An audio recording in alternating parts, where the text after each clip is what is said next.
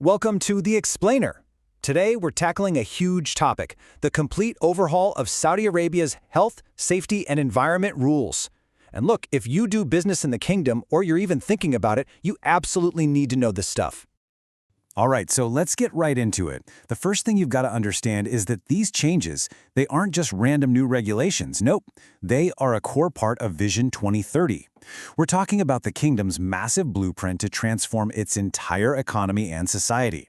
So this isn't just about ticking some new boxes. It's about building a whole new kind of future. Okay, so how do we make sense of all this? It's actually pretty simple when you break it down. Everything, and I mean everything, rests on two key pillars. Think of it this way. First, protecting people. That's all about worker safety. And second, protecting the planet. That's a brand new environmental framework. People and planet. That's our roadmap for this explainer. All right, let's tackle that first pillar, protecting people. This is all about what's known as Occupational Health and Safety, or OHS for short.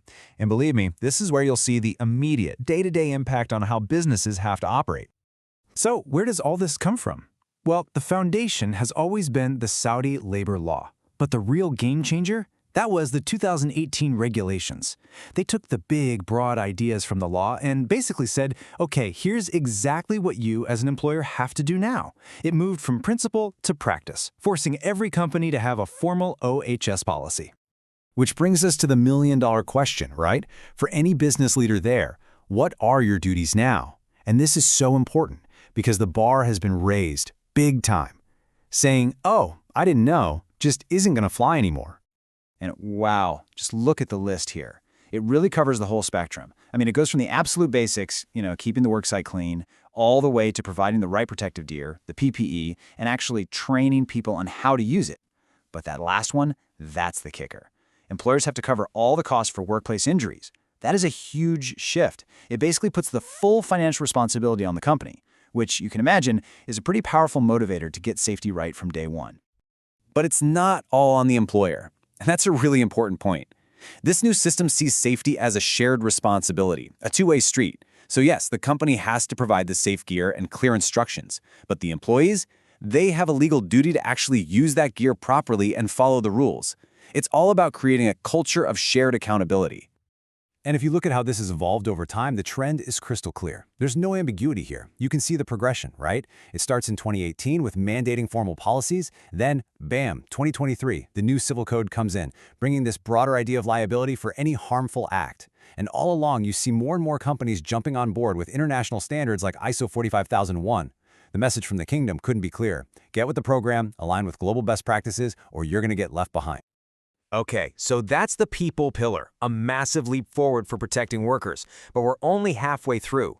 Now let's pivot to that second pillar, which is just as revolutionary, protecting the planet. And when we talk about the environment, there is one year you have to circle on the calendar, 2020. This was the watershed moment. This is the year the kingdom basically tore up the old environmental rulebook and introduced a single comprehensive new law. And let's be clear, this was not just a minor update. This was a complete overhaul. This royal decree, the new environmental law, it wipes the slate clean. It supersedes every single environmental rule that came before it. It creates one single, powerful legal framework for the entire country with the Ministry of Environment, Water, and Agriculture in the driver's seat. So what does this new law actually do? Well, you can boil its goals down to three simple, powerful actions. Think of it as regulate, permit, and assess. First, it brings the entire environmental sector under a systematic set of regulations. Second, it says you can't do anything that might harm the environment unless you get a specific permit. And third, and this is a big one, it requires an environmental impact assessment, an EIA, before a single shovel hits the ground on any new project. Now here's the really crucial part. This law doesn't just exist on paper, it has teeth. To make sure it's enforced, the kingdom has built a whole new support structure.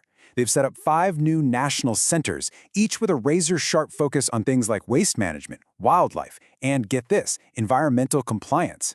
These centers are the boots on the ground, making sure these regulations are being followed. Okay, so we've talked about the what, the new rules for people and the planet. And we've talked about the why, it's all part of Vision 2030. So let's wrap this up with the who. Because if you're going to navigate this new world, you have to know who the rule makers and the enforcers are. And this little table here is your cheat sheet to the main players. It's pretty straightforward. For the people side, the worker safety stuff, you're dealing with the Ministry of Human Resources and Social Development, or MHRSD. For the planet side, it's the Ministry of Environment, Water and Agriculture. That's MEWA. And remember that NCEC we mentioned, the National Center for Environmental Compliance? They're like the independent watchdog, making sure everybody plays by the new environmental rules. So, when you step back and look at the whole picture, what does it all mean? Well, the key takeaway is this. Saudi Arabia is moving away from a messy patchwork of old rules. Instead, they're building a single, modern, integrated system for health, safety, and the environment. It's no longer reactive, it's proactive, it's comprehensive, and it is definitely here to stay. And all of this really leaves us with one final big question to think about. This isn't just about checking off boxes to stay out of trouble today. This is about being in lockstep with the future of the entire kingdom. So the question every leader should be asking themselves is this. As Vision 2030 goes from a plan on paper to a reality on the ground, is your organization truly ready for what's next?